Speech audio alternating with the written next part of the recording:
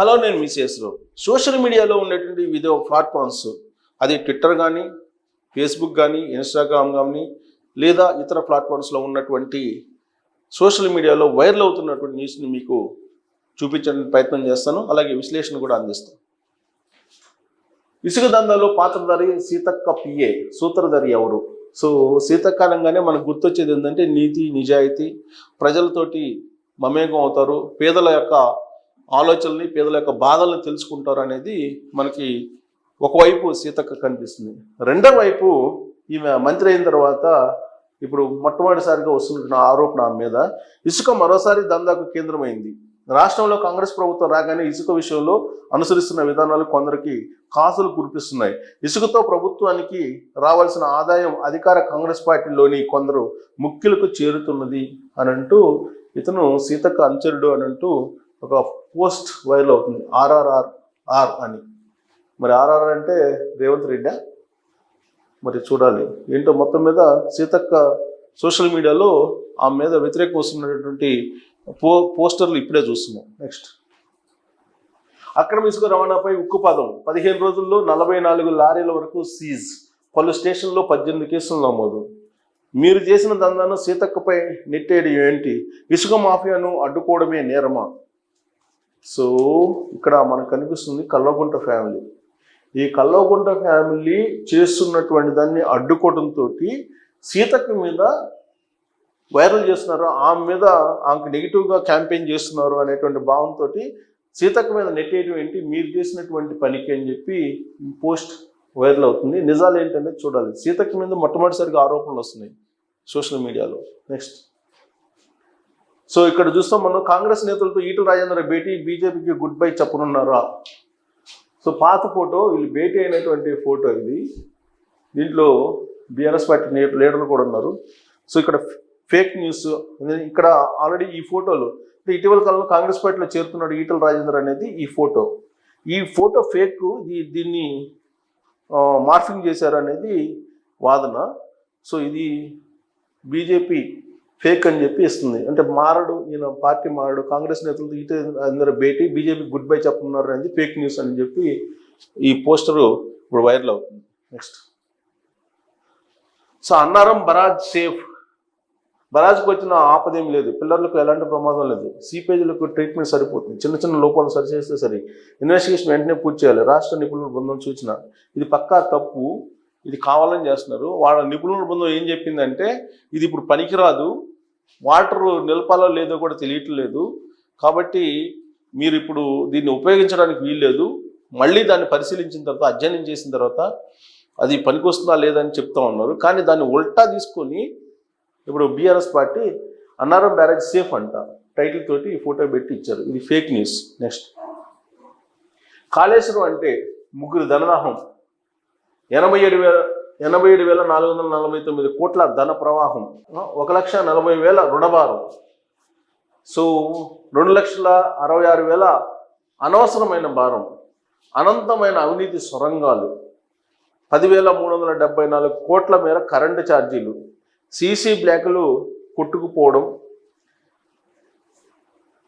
180.39 కోట్లు కోల్పోవడం, టీఎంసీల పెంపు, 25,000 కోట్ల ముంపు, రీడిజైన్ల ఎత్తు, 767 కోట్ల సొత్తు, నిర్మాణం ఘోరం, అదనంగా నిర్వహణ భారం. ఇది కాళేశ్వరం అంటే క్లుప్తంగా చెప్పాలనుకుంటే. అంటే సుమారుగా ఇవి కాకి లెక్కలు కాదు, కాగ్ లెక్కలు, కాగ్ చూపించినటువంటి లెక్కలు ఇది.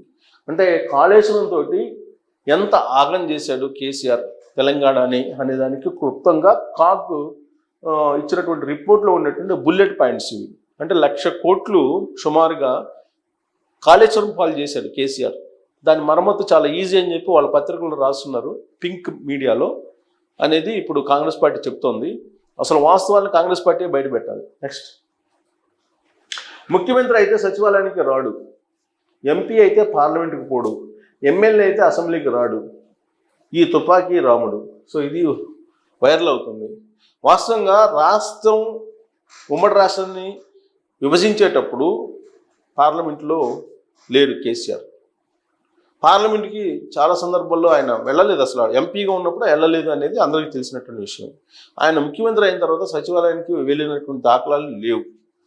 సో కాబట్టి దాన్నే సెటైర్గా రాస్తూ ఎమ్మెల్యే అయ్యారు. ఇప్పుడు ఎమ్మెల్యేగా ఉన్నాడు, ఇప్పటివరకే ఆయన అసెంబ్లీకి వెళ్ళాల. ప్రమాణ స్వీకారం చేయడానికి మాత్రం ఒకరోజు ప్రత్యేకంగా వెళ్ళొచ్చాడు తప్పితే అసెంబ్లీ సమావేశాలకు ఇప్పటివరకు ఆయన అటెండ్ కాలేదు. అందుకే ఈ సెటైర్ వేశారు. ఎంపీ అయితే పార్లమెంట్కి వెళ్ళడు, ఎమ్మెల్యే అయితే అసెంబ్లీకి రాడు, ముఖ్యమంత్రి అయితే సచివాలయానికి రాడు. ఇది వాస్తవం. అందుకే ఆయన తుపాకీ రైడ్ అంటూ ఒక పోస్టర్ వైరల్ చేస్తూ ఉన్నారు ఆయన ప్రత్యర్థులు. నెక్స్ట్, సో ఆంధ్రప్రదేశ్ ఎన్నికల్లో బీఆర్ఎస్ పోటీ చేస్తుందా? ఏపీలో బీఆర్ఎస్ తరఫున కేసీఆర్ ప్రచారం చేస్తాడా? అవును కాదు, మీ జవాబు కామెంట్ రూపంలో చెప్పండి. సో ఇప్పుడు కనుక ఆంధ్రప్రదేశ్కి వచ్చి కేసీఆర్ కనుక ప్రచారం చేస్తే తెలంగాణలో బీఆర్ఎస్ పార్టీ మనుగడ ఉంటుందా ఉండదా అనేటువంటి ఒక ప్రచారం జరుగుతుంది కదా, దానికి ఒక క్లారిటీ వచ్చేస్తుంది ఇట్టి పరిస్థితుల్లో కూడా. ఎందుకంటే బీఆర్ఎస్ పార్టీ అధినేత కేసీఆర్ కనుక ఏపీకి వెళ్తే ఇప్పుడు జగన్మోహన్ రెడ్డికి కొద్దో గొప్ప ఏదో 30-40 వస్తాయి అని చెప్పి సర్వేలు చెప్తున్నాయి. అవి ఉల్టా అయ్యేటువంటి అవకాశం ఉందని చెప్పేసి ఈ పోస్టులు చూసినటువంటి వాళ్ళు పెడుతున్నటువంటి కామెంట్. సో కేసీఆర్ దేశకి నేత కాదు, ఇప్పుడు ఫామ్ హౌస్కి నేత అయిపోయాడు ఆయన. సో ఆయన మళ్ళీ ఏపీలోకి వెళ్ళి ప్రచారం చేసే పరిస్థితి ఉందా అంటే అసలు ముందు తెలంగాణలో లేదు. తెలంగాణ మోడల్ చూపి దేశకి నేతగా ఆయన ప్రచారం చేసుకున్నారు. అందుకే తెలంగాణ వాళ్ళు కింద కూర్చోబెట్టారు. ఇప్పుడు మళ్ళీ ఏపీకి వెళ్తే ఇక్కడ అసలు బీఆర్ఎస్ పార్టీ ఉండే అవకాశం ఉండదు. Next, projected seat share Telangana మొత్తం 17 Lok Sabha. So India today latest ఇచ్చింది 2019 లోక్సభ 4 అయితే బీజేపీకి, ఈసారి 3 వచ్చేటువంటి అవకాశం ఉంది. కాంగ్రెస్కి గత ఎన్నికల్లో 3 అయితే ఈసారి 10 ఎంపీ సీట్లు గెలిచినట్టు అవకాశం ఉంది కాంగ్రెస్ పార్టీ. బీఆర్ఎస్ 9 అయితే గత ఎన్నికల్లో ఈసారి 3కి పరిమితం అవుతుంది అని చెప్పి అంచనా వేస్తుంది. ఎంఐఎం 1, ఇప్పుడు కూడా 1 వచ్చే అవకాశం ఉందని చెప్పి మళ్ళా ఇప్పుడు ఇండియా టుడే లేటెస్ట్ సర్వేలో చెప్పినటువంటి ఇది. కానీ ఇక్కడ బీజేపీ ఏం చెప్తుందంటే ఈసారి మేము 2 డిజిట్స్కి వెళ్తామని చెప్తుంది. ఒకవేళ వాళ్ళు కనుక 2 డిజిట్స్ కనుక వెళ్ళి టార్గెట్ పెట్టి చేస్తే బీఆర్ఎస్కున్న ఈ 3 సంఖ్య 1 అయ్యేటువంటి అవకాశం ఉందనేది ఇప్పుడు రాజకీయాల్లో జరుగుతుంది. అలాగే ఈ 10 కాంగ్రెస్ పార్టీకి అనేది 9 అయ్యేటువంటి అవకాశం ఉందనేది ఒకటి వినిపిస్తుంది. సో మరి ఎవరు ఈ సర్వేల ప్రకారం ఈ 10 నుంచి తీల్చుకుంటుందా, ఈ 3 నుంచి తీల్చుకుంటుందా బీజేపీ అనేది చూడాలి. నెక్స్ట్, సో మంచం పట్టిన సర్వారం గ్రామంలో 6 నెలలుగా విషజ్వరాల విజృంభణ, ఊరి జనాభాలో 75% మంది బాధితులే. సో హుజూర్ నగర్లో ఉండేటువంటి పరిస్థితి ఇది. ఫీవర్ తగ్గిన సహకరించిన శరీరం, విపరీతంగా కీళ్ళ నొప్పులు, కాళ్ళవాపు, కర్ర సహాయంతో నడక, చిన్నారులది అదే పరిస్థితి. మెడికల్ క్యాంపుతోనూ ప్రయోజనం శూన్యం, శాంపిల్ సేకరణకు మాత్రమే పరిమితం, నామమాత్రంగానే రిపోర్ట్స్ వెల్లడి, వైరల్ జ్వరాలంటూ వైద్యుల జవాబు, అంత చిక్కని అనారోగ్యాల రహస్యం. సో ఇదేదో విచిత్రమైనటువంటి ఇది. మరి జ్వరం వస్తే కాళ్ళు నొప్పులు, ఏళ్ళు నొప్పులు, అసలు నడవడానికి కూడా సహకరించట్లేదు అన్నారు. దీని మీద వైద్య బృందం ఒక అధ్యయనం చేయాలి, రాష్ట్ర ప్రభుత్వం కూడా సీరియస్గా తీసుకోవాలి. లేదంటే ఇది కనుక వ్యాపించిందంటే ప్రమాదకరం. ఇప్పటికే డయేరియా తోటి ఏపీలో గుంటూరు వదిలి వెళ్తున్నారు. ఇప్పుడు కనుక ఈ జ్వరాలు కనుక హుజూర్ నగర్ దాటి హైదరాబాద్లో ఎంటర్ అయితే మాత్రం చాలా ప్రమాదం. నెక్స్ట్, నీళ్లు ఉత్తమ్ ముచ్చటే, ఇరిగేషన్ మంత్రి ఇలాకాలో నీళ్లు కరువు, ఉత్తమ్ జిల్లాలో ఎండుతున్న పంటలు. సో అంటే ఉత్తమ్ జిల్లా అంటే నల్లగొండ, ఉత్తమ్ కుమార్ రెడ్డి నీటిపారుదల శాఖ మంత్రి. కాబట్టి ఒకవైపు మేడిగడ్డ పోయింది, అన్నారం పోయింది, సుందిల్ల పోయింది, నాగార్జున సాగర్ ఎడమ కాలువ ఆయకట్లో ధైర్యం, నీటి విడుదల లేక అడుగంటుతున్న భూగర్భ జలాలు, బోర్లు బావులపైన ఆధారపడి రైతులు వరి సాగు చేస్తున్నారు. 10 నుంచి 20,000 ఎకరాల పంటపై ప్రభావం, పొట్టకొచ్చిన పంటను కాపాడేందుకు విశ్వ ప్రయత్నాలు, ప్రభుత్వ నిర్ణయం కోసం ఎదురుచూపులు. ఇప్పటికైనా నీళ్ళు ఇవ్వకుంటే అన్నదాతల బతుకు ఆగమే. సో ఆల్రెడీ వర్షాలు తక్కువ ఉండి కాళేశ్వరం ప్రాజెక్ట్ ఏమో నిరుపయోగం అయిపోయింది. దీంతో వేసినటువంటి పంటలు ఏమైపోతాయని చెప్పి రైతులు ఆందోళన చెందుతున్నారు. సాగర్లో నీళ్ళు లేవు, శ్రీశైలంలో నీళ్ళు లేవు, వర్షాలు లేవు, వర్షాభావ పరిస్థితి.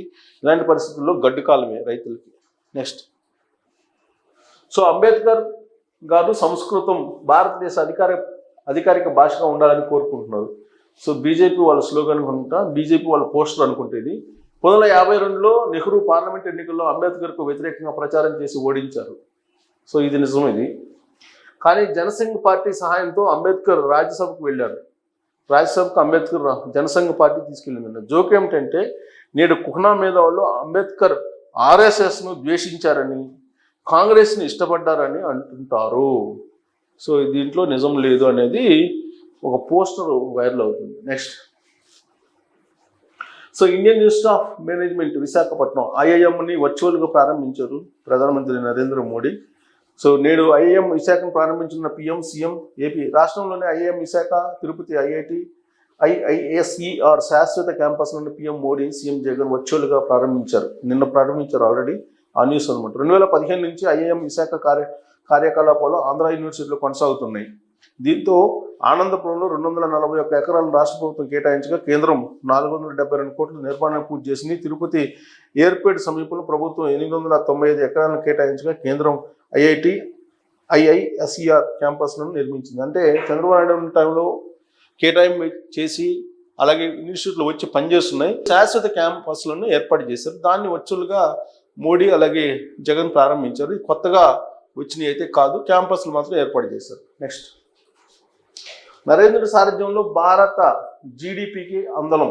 వచ్చే 25 ఏళ్లలో ప్రపంచ టెక్నాలజీ కేంద్రంగా భారత్ 2500 లక్షల కోట్లకు చేరనున్న దేశ జీడిపి, 4150 కోట్లకు చేరనున్న రిజిస్టర్డ్ సంస్థల విలువ. Ashish Chauhan, CEO, national stock exchange. మన మోడీ. సో మోడీ ఇటీవల కాలంలో బీజేపీ సోషల్ మీడియా చాలా యాక్టివ్ అయింది గత 4-5 రోజుల నుంచి. ఇక ఇలాంటి పోస్టులు సోషల్ మీడియాలో వైరల్ అయ్యేటువంటి చాలా మనం చూడొచ్చు. నెక్స్ట్, సో గిరిజనుల అతిపెద్ద పండుగలో ఒకటైన మన సంస్కృతి వారసత్వానికి చిరకాల స్ఫూర్తిగా నిలిచే చైతన్యవంతమైన వ్యక్తీకరణ అయిన సమ్మక్క సారక్క మేడారం జాతర ప్రారంభోత్సవానికి శుభాకాంక్షలు. ఈ జాతర భక్తి, సాంప్రదాయం, సమాజ స్ఫూర్తులు గొప్ప కలయిక. మనం సమ్మక్క సారక్కలకు ప్రణమిల్లుదాం. వారు అభివ్యక్తీకరించిన ఐక్యతా స్మృతిని, పరాక్రమాన్ని గుర్తు చేసుకుందాం. సో నరేంద్ర మోడీ ట్వీట్ చేశారు. అది సమ్మక్క సారక్క సంబంధం. ఇవాళ నుంచి ప్రారంభమై 4 రోజుల పాటు సమ్మక్క సారక్క జాతర జరుగుతుంది. నెక్స్ట్, ఇవి సోషల్ మీడియాలో వైరల్ అవుతున్నటువంటి పోస్ట్, అలాగే న్యూస్, అలాగే ట్విట్టర్లో ఉండేటువంటివి. ఇవి వైరల్ అవుతున్నటువంటి ప్రధానమైనటువంటి న్యూస్ మాత్రమే. దాని మీద నా కామెంట్ కూడా ఇచ్చాను, మీరు కూడా కామెంట్ చేయొచ్చు. Thank you very much.